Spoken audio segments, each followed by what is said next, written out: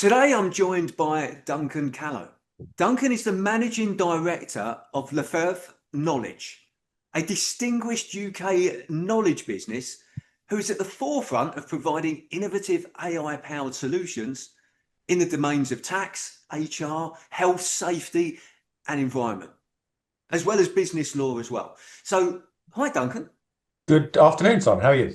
Yeah, I'm very well, thank you. Look, thanks very much for joining us. Uh, First of all, have I pronounced that correctly, the name of the business? You did a great job. You passed the first test. It is I Lefebvre. tried my best. I tried my best. Well, look, Duncan, tell us a little bit. I mean, I gave a little bit of an introduction there, Yeah. but tell us a little bit more about what the business does. Well, it's a good question. We've been in the UK for 27 years now. Look, the clue is in the name, Lefebvre Knowledge Limited. What we do is we provide knowledge to small and medium-sized businesses and their advisors, um, particularly in the domains of, as you mentioned, tax, health and safety, and HR. We were what you would have traditionally called a publisher 5 or 10 years ago, but not many people are consuming knowledge these days on paper. So we've pivoted to a pretty much a purely digital model. So we provide information about tax, health and safety, HR to our subscribers weekly, monthly, via digital newsletters, via portal websites, and via annual commentaries, which are basically sort of textbooks. So, in a nutshell, we're a knowledge business in those domains. Right. Okay. Look, thank you. Thank you for sharing that. And so, Duncan, tell me a little bit more about how you got involved in the business. How long? Well, first of all, how long have you been involved in the business? Well, I'm the first employee. I've been here from the absolute outset. Look, I'm a qualified solicitor. I still am. Yeah. Many moons ago, I developed an interest in writing, and I used to write for Top Gear magazine, for What Car magazine. I wrote a couple of books about motoring law, but I found it difficult to find a way to carve a career in publishing and still be a lawyer. And then out of the blue, 25 odd years ago, I was approached by a headhunter in London and said, we're looking to recruit an editor for this startup business from Belgium. Would you be interested? And the rest, as they say, is history. So I was the first employee. I came in with this sort of unique blend of writing skills and legal knowledge and helped to grow the business from there with one newsletter, the first newsletter which we launched with, which was called Tips and Advice Personnel. And then we moved into other domains. We've grown the team to about 40 staff today. So that's basically it. And I think at the time, this job that I have now didn't really exist. I didn't think that I would be able to make a career, a sustainable career anyway, of combining law with writing. But it just shows that if you've got a flexible approach to this sort of thing, you just never know what's around the corner. Absolutely. That's a great shout. I like that. Yeah. And so, like, okay, so things have massively changed over those sort Yeah. of 20, 25 years. So, and you said you've grown now from you being the first Yeah. employee to about, I think you said about 40 employees. Um, what's that? What have you put that growth down to? Because it must be more than just the industry growing. How's the business, um, use that platform to grow? Well, the growth has come from finding a gap in the market. Okay. Yeah. Everybody knows that people like me, lawyers are very expensive, accountants are very expensive, and getting professional advice, it's a big commitment for a small business. And what we did, we kind of put together a resource for small and medium-sized businesses using our team of editorial staff, who are all professionally qualified lawyers, accountants, tax advisors, et cetera, et cetera. So we kind of scale their knowledge and expertise and disseminate it to a much wider group of businesses, so that we have thousands of subscribers up and down the country that are able to buy into our knowledge. So effectively, I would say for probably at least 50, 60, 70% of everyday legal tax and other queries, we have a solution, and it only costs, let's say, £300 a year rather than £300 an hour, which you typically pay contacting a solicitor. So we see ourselves as complementary to those traditional practitioners, but filling a definite need in the market. Okay. So yeah. So basically, if I sort of what I got from that is that you saw a problem in the market that Yeah. lawyers, solicitors are expensive. and then you've gone, well, okay, how can we help to solve that problem? And that came through for the service that you provide Yep. now. And I guess the other thing then is, okay, so you've identified a problem, you've come up with a solution, but then one of the other key things there is making people aware of the service you offer and the benefits of it. So, and I guess that's through sort of marketing and sales and that sort of thing. So, is there anything in particular that you've done to make the market aware of this great service that you offer? Yeah, I mean, when we started 25 odd years ago, obviously the medium was paper. So we were very much a direct marketing business. We would send out 3 issues of a newsletter for free. So prospects would get to see 24 pieces of advice for free. And then we would give them a very enticing offer to come on board for 12 months at a heavily discounted rate. Things have changed now. Obviously, we're barely using paper to do our marketing, A, because it's very expensive, and B, it's not nearly as effective. So we've pivoted, and most of our marketing activity now is done digitally via email. We're very heavy in the events space as well. So we exhibit at big events for accountants and health and safety practitioners.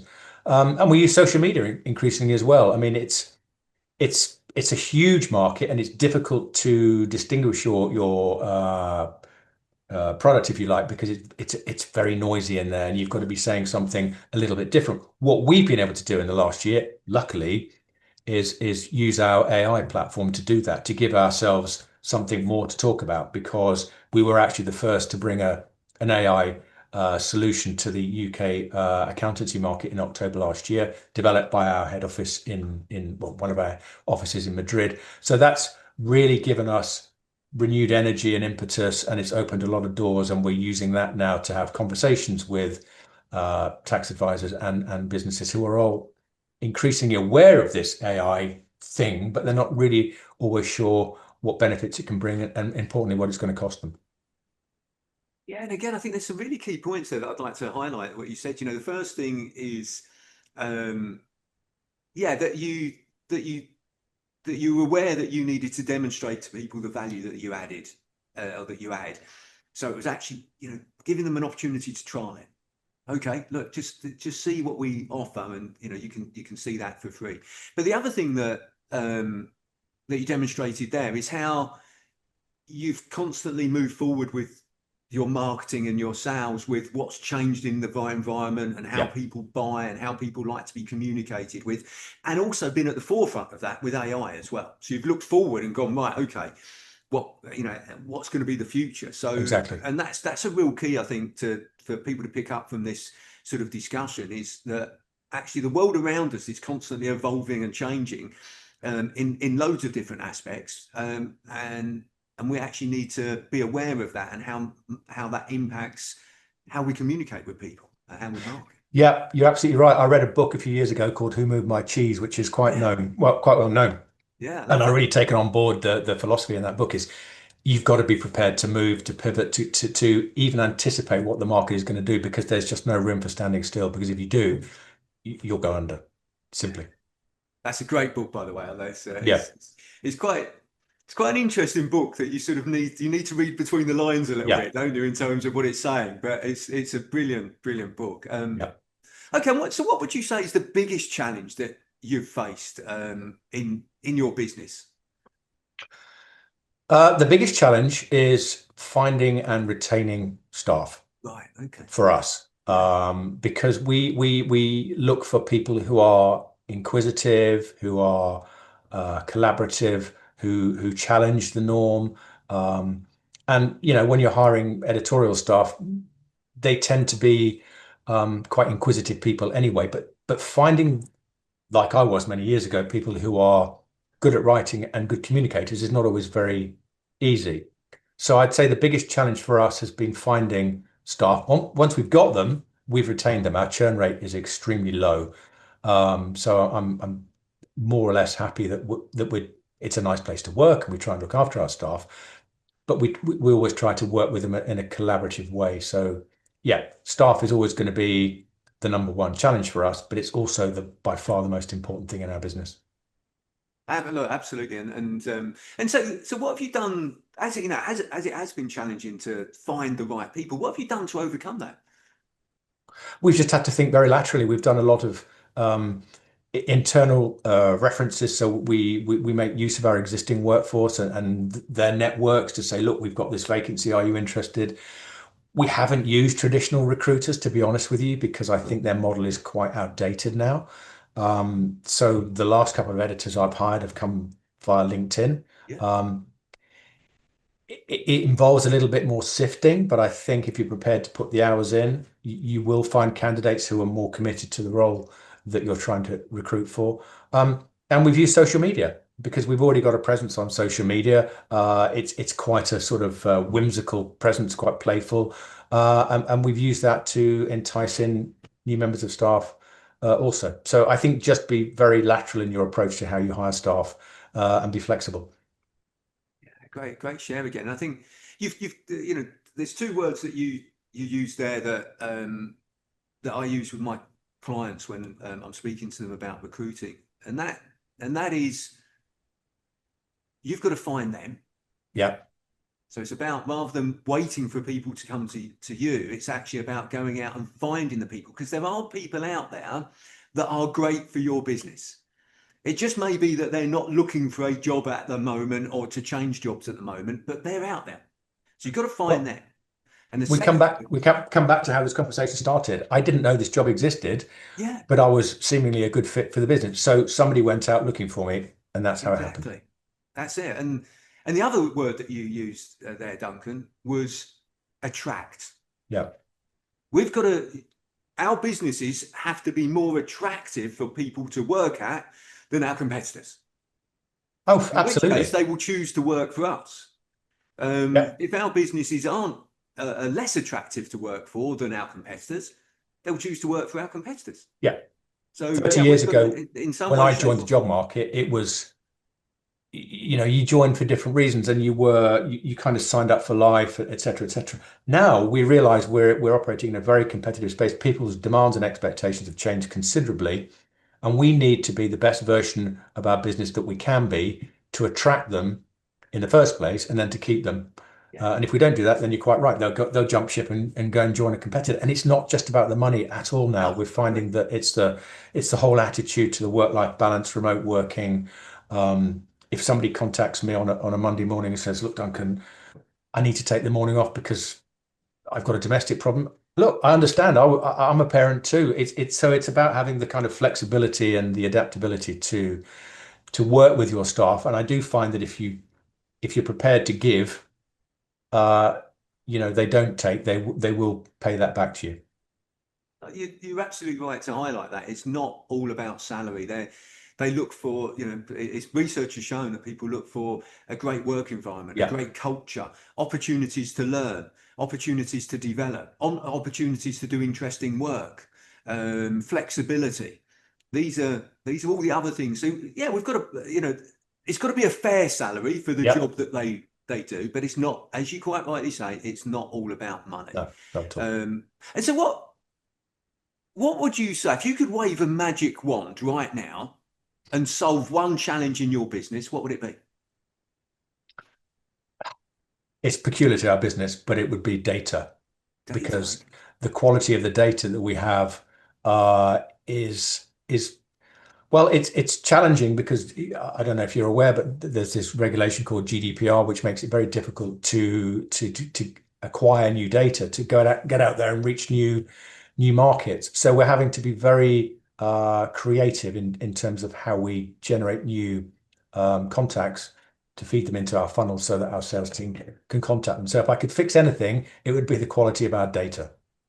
It's a, it's a challenging one, isn't it? Because none of us like to be spammed with No, things that we don't want, but we do want to know about things that would be helpful and would benefit us. So it's getting that balance between the two, isn't it? How can regulations control not being spammed with things that we don't want, but actually letting through the things that would be really interesting and helpful to us. That's So a point. yeah, it's a big challenge. I think I don't want it, but actually I might. And if you can't Yeah, put it in front of me, I don't know that. yeah, Particularly now that we've got AI. I mean, in a business context, I do think it's different from in a business to consumer environment. But I think, you know, if I still get loads of email in a work environment, and I'm okay with that. 90% of it I'll ditch, but 10% of it might be interesting. But if we could find a magic solution to open up more data leads, that would be very helpful. But other than that, I think probably just continuing to invest in our staff, make it clear to them that they see a very clear path ahead of them, and that we will continue to invest in them.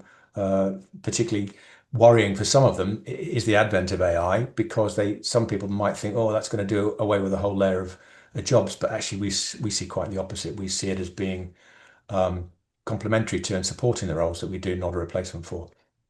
Yeah, I think that's the key thing. And I've said before on this podcast that I don't believe that AI will replace roles. By the way, it might replace some roles, Yeah. but actually what will happen is, if I use myself as an example, business coaches that use AI will replace business coaches that don't. Managers that use AI will replace managers that don't. Yeah. That's how I see AI affecting what we do. Not that they will actually, AI will replace those people, but people that use AI will replace people that don't. Yeah, I totally agree with you. Yeah. And what would you say is one of the biggest learnings since you've been in business? What's your biggest learning? I think one of the biggest learnings is to trust your instincts. I've found that over the years, I have been a little cautious about doing that, and I've been proven wrong. I think if I trusted my gut a bit more, certain decisions may have turned out more favorably. And the other thing would be, don't be afraid to pivot. It's important that if you're going down the wrong road, or you think you're going down the wrong road, don't be embarrassed. Pivot, do something else. And in our market, it's been incredibly important to keep testing. If we want to try a new incentive, then we will test it to the nth degree to make sure that it's really going to reap dividends for us. I think that, by the way, both great learnings there. And, you know, the pivot one I find really interesting because, you know, there's a military term that they say is that no plan survives first contact. So, of course, the military plan and plan and plan and plan before they do anything. But they know that once there's first contact, they're going to have to adapt, they're going to have to pivot, they're going to have to change. Yeah. And I think, you know, that really resonates with me, what you sort of said there. And look, there's one question that I always like to ask everybody that's kind enough to join me on this discussion, Duncan. And that's, what is the best advice that you would give to an 18-year-old you? Oh, good question. Take more risks. Okay, yeah. Trust your instincts. Surround yourself with mentors. There are lots and lots of people out there that are more than happy to give you their advice, their opinion, and not charge you a penny. So surround yourself with good quality people. Trust your instincts. Take the risks. You can take risks when you're 18. Yes, absolutely. I say, yeah, take more risks. Trust your instincts and surround yourself with mentors. Yeah. That is fantastic advice to anybody out there that's listening to either that's 18 or that can share with somebody that's 18. So, well, Duncan, I really appreciate you taking the time to speak with me today and sharing more about your business, but also your journey as well. So thank you very much. It's been a pleasure.